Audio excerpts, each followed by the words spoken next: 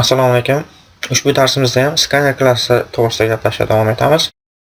Ko'rinib turgandek, hozir mana C diskimiz ichida vaqtincha degan papkaning ichida fayl degan bitta faylimiz bor. Faylimiz kengaytmasi text kengaytmali, ya'ni text dokument. Faylimiz ichida quyidagi yozuvlar bor. Mana ko'rinib turgan ushbu yozuvlar bor. Hozirgi darsimizda fayl ichidagi ma'lumotlarni bir necha yo'llar bilan o'qishni o'rganamiz. Buning uchun birinchi navbatda fayl klassidan obyekt olaylik.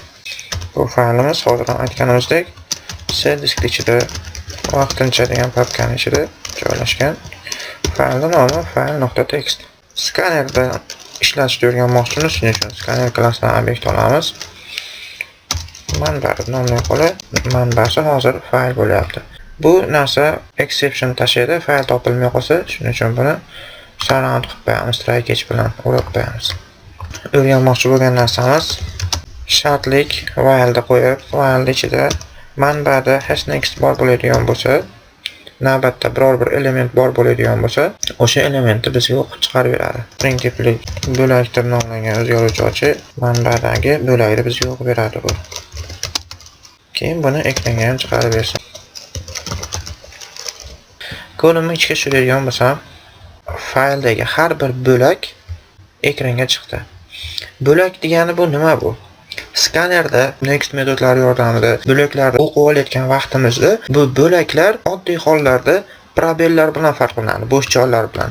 Mana hozir birinchi yozuv bilan A ning orasida bitta bo'sh joy bor.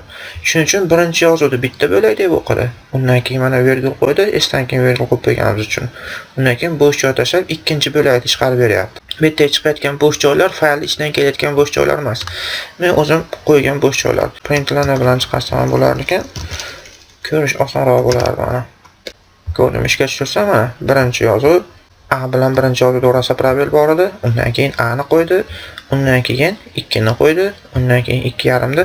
Xullas, orasida bo'sh joylar bor bo'lgan har bitta yozuvlar bittadan bo'lak hisoblanyapti. Har bitta bo'lakni o'qib oldik biz hozir. Bo'laklarni o'qishda yana bitta qo'shimcha imkoniyati bor. O'zim xohlagan tipdagi bo'lakni ham o'qishim mumkin. Zarurat tug'ilib qolsa, o'zimiz xohlagan tipdagi narsani ham o'qib olishimiz mumkin. Hozir har qanday narsani o'qidik. Endi biz integer tipdagi yoki bo'lmasa boolean tipdagi narsani o'qimoqchi bo'lsak-chi, unda nima qilamiz? Bu imkoniyat ham skanerda bor.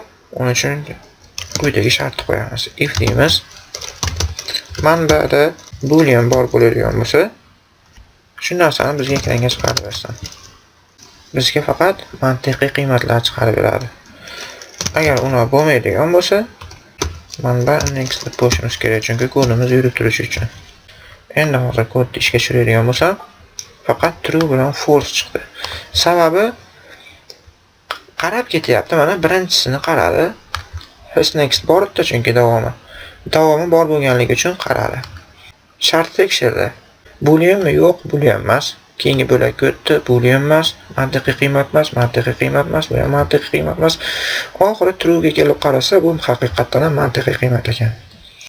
Shuning uchun ham buni ekranga yozib chiqarib berdi. C ga mantiqiy qiymat emas, qarab false mantiqiy qiymat ekan. Demak, uni ham ekranga yozib chiqarib berdi. Xuddi shunga o'xshab boshqa narsalarni ham tekshirish mumkin. Olasak, hashnext byte bormi? Ekranga endi byte chiqarib bersin. 2 bilan 90. 2 byte tipli o'zgaruvchi qiymat, 90 ham byte tipli qiymat. Shuning uchun ikkalasini bizga chiqarib berdi. Hashnext double ham bor. Biz endi double chiqarib bersak, double ham bizga hozir ekranga chiqarib beradi.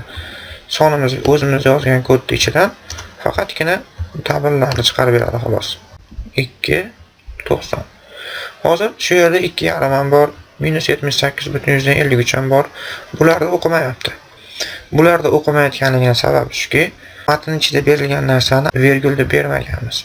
Agar biz shu yerga virgul qo'yib bergan bo'lganimiz edi, faylni hozir mana boshqalardan saqlab qo'ysam, endi ko'rim boshqatdan ishga tushirsam, natija boshqacha bo'ldi mana. 2,5 ham 78,53 ham o'qib chiqdi. Xuddi shunga o'xshab hashnext float ham bor. Next float ham o'qisak bo'ladi. Floatlarni ham o'qib chiqarib beryapti. Float bilan double bir-biriga o'xshash deb bo'lganligi uchun natija ham bir-biri bilan bir xil chiqdi. Hashnext int ham bor. Bu bizga butun sonlarni olib chiqarib beradi. Manbaning ichidan. Hashnext string ham bor. Hashnext short ham bor ekan. Hashnext line bor ekan. Demak, ushbu darsimizda hozir o'zimizga kerak bo'lgan primitiv ma'lumot turiga mansub bo'lgan qiymatlarni o'qib olishda o'rganib oldik skanerdan foydalanib. Keyingi darsimizda bundan ham qiziqroq narsalarni o'rganamiz. Xudo xolasa, shu bilan keyingi darsimizda ko'rishgunimizcha xayr, salomat bo'linglar.